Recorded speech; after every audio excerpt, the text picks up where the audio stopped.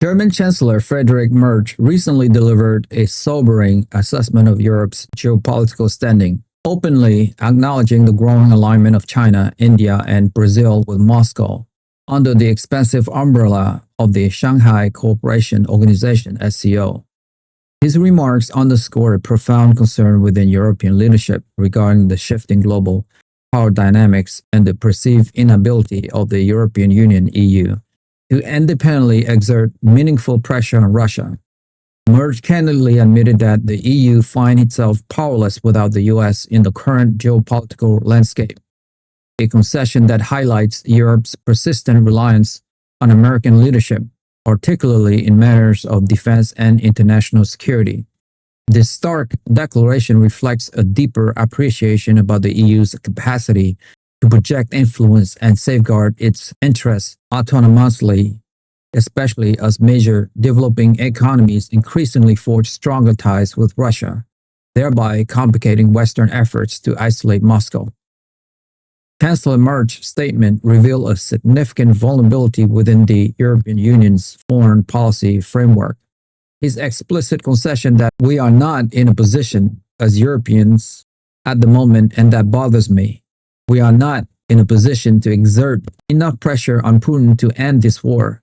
We are dependent on the help of the Americans, provides a stark illustration of the challenges facing the EU.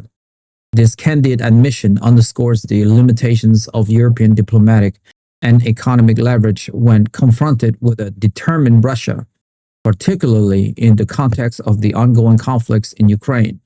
Despite the EU's collective economic power and its aspirations to be a leading global actor, Merz's words suggest a critical shortfall in its ability to translate that power into decisive geopolitical influence without the robust backing of the United States.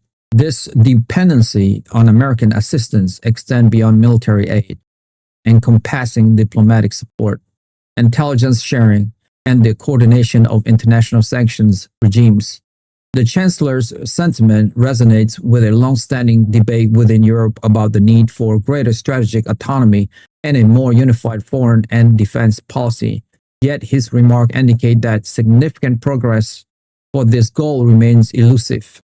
The reliance on the US is particularly vexing for European leaders who envision a more independent and self-sufficient EU, capable of shaping its own destiny on the global stage.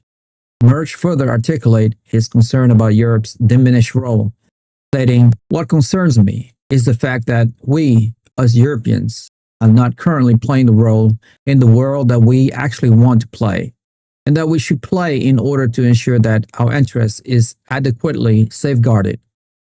This statement reflects a deep-seated frustration within European leadership regarding the continent's inability to effectively protect and advance its strategic interests in a rapidly evolving global order.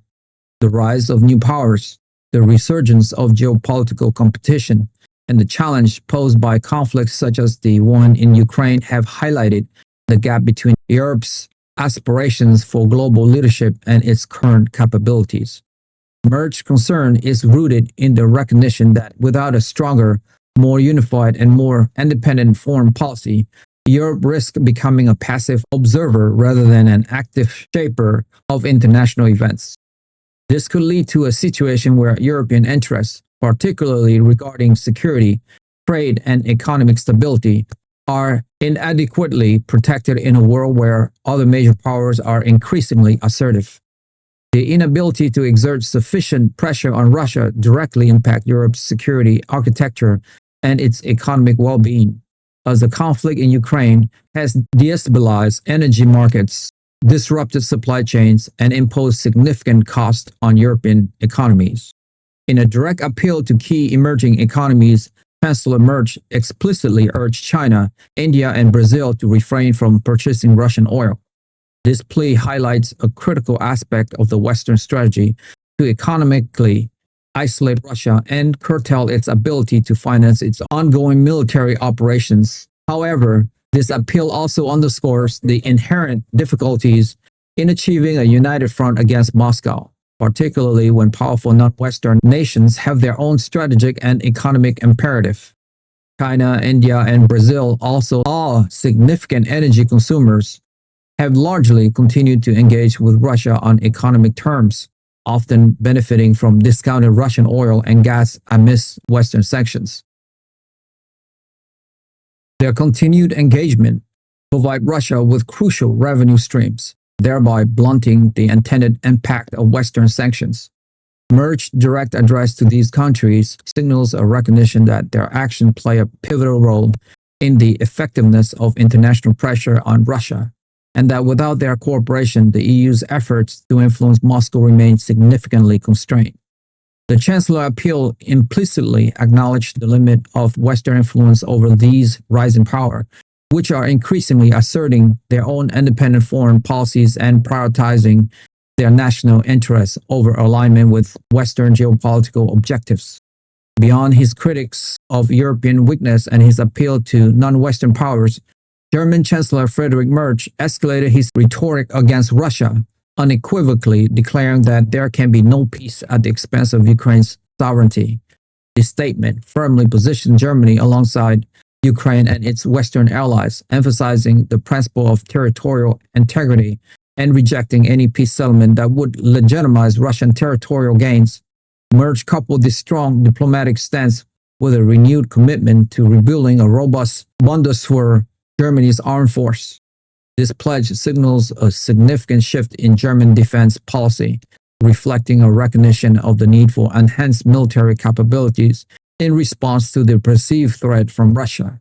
For decades, German defense spending was relatively modest, reflecting a post-World War II pacifist sentiment and a reliance on NATO's collective security umbrella.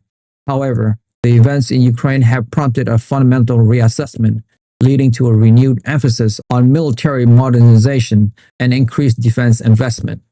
Speaking in the Bundestag, the German parliament, Merz further accused Moscow of engaging in acts of sabotage and destabilization, specifically citing recent violations of Polish and Romanian airspace by Russian aircraft.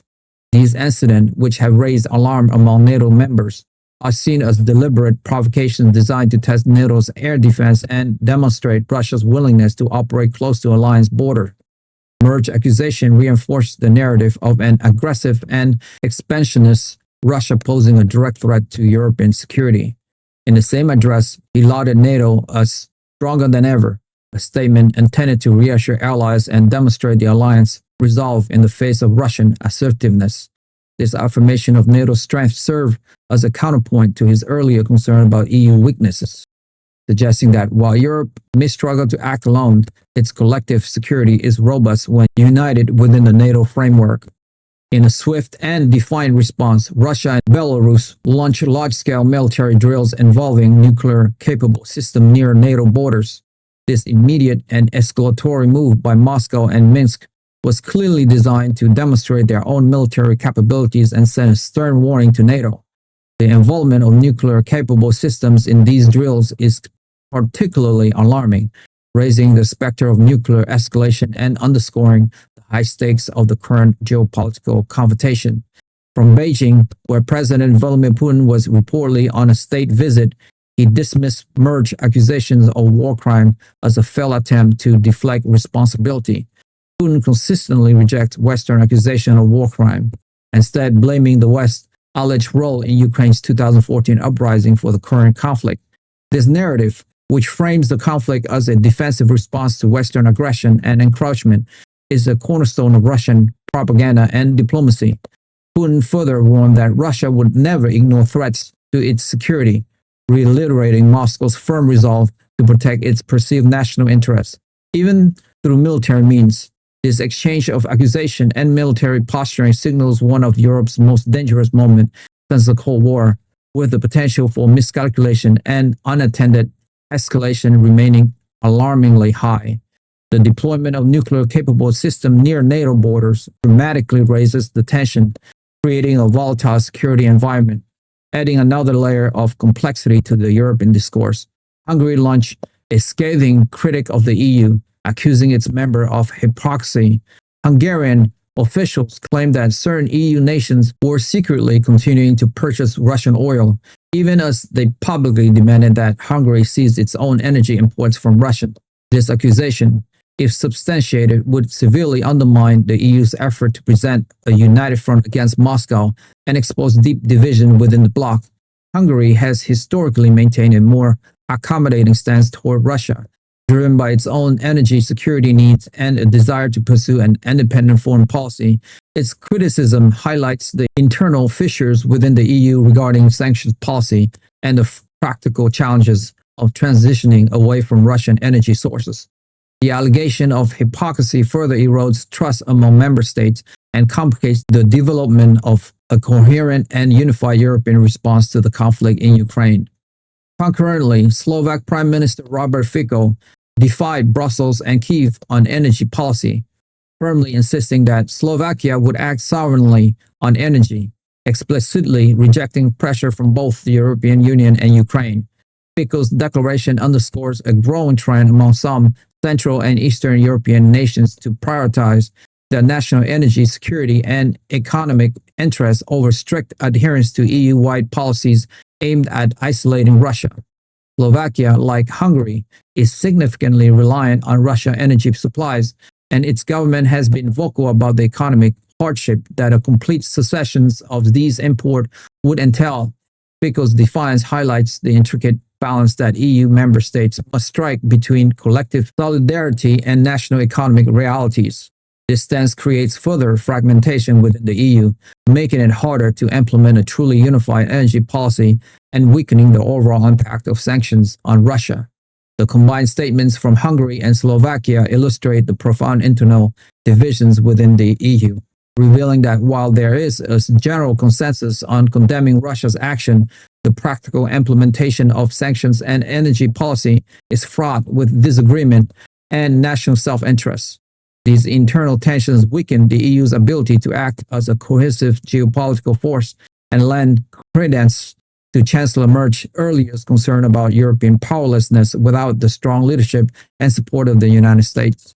The situation underscored the immense challenge of forging a truly common European foreign and security policy, especially when economic dependencies and divergent national priorities come into play. The backdrop of large-scale military exercise near NATO border, coupled with these diplomatic disputes, paint a picture of a continent grappling with its identity, its capabilities, and its role in a dangerous and unpredictable world. The interplay between military posturing and internal political divisions makes the current moment one of profound instability and strategic uncertainty for Europe. If you made it this far, congratulations, you have unlocked the truth. I would like to ask you a question. German Chancellor Merz stated the EU is powerless without the USA. Do you agree with this assessment of European weakness? And can the EU ever achieve true strategic autonomy to defend its interests against powers like Russia and China? Let us know your analysis in the comments. Like the video, and most importantly, subscribe. I'll see you in the next one.